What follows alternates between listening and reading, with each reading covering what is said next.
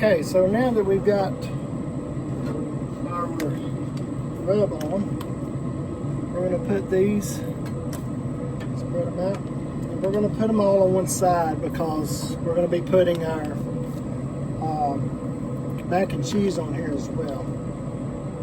So I'm also going to hook up the thermometer, the meat thermometer that comes with it. I keep mine in this hopper. I keep mine in this hopper. I guess that's okay. Not had any problems out of it. And I'm going to plug this in. Alright, so you want to find the largest or thickest steak, or thickest piece. Easy for me to say. And because we're going to cook these to 145 degrees. Again, we always cook to temp, not to time.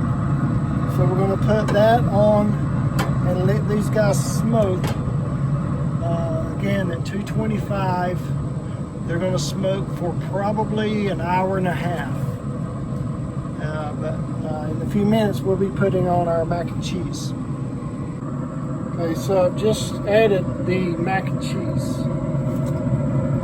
And it was bubbling a little bit on the stove, even though it was on low. As you can see some of that cheese coming up. But that's okay.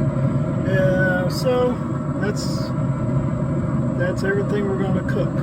So again, this is why you use a cast iron skillet for the mac and cheese. Okay, so here's what I'm going to do. Again, the problem that I had was I left the open flame exposed. I shut it, then smoked it for another 25-30 minutes.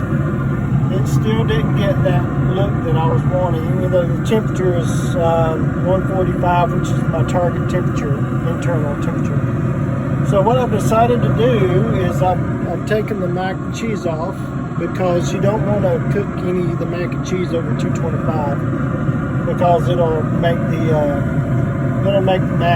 macaroni a little bit chewy and not very good. So what I've decided to do is I am going to obviously I moved the gate over again to expose the flame, and then I'm going to increase the flame, or increase the temperature to bring the flame up.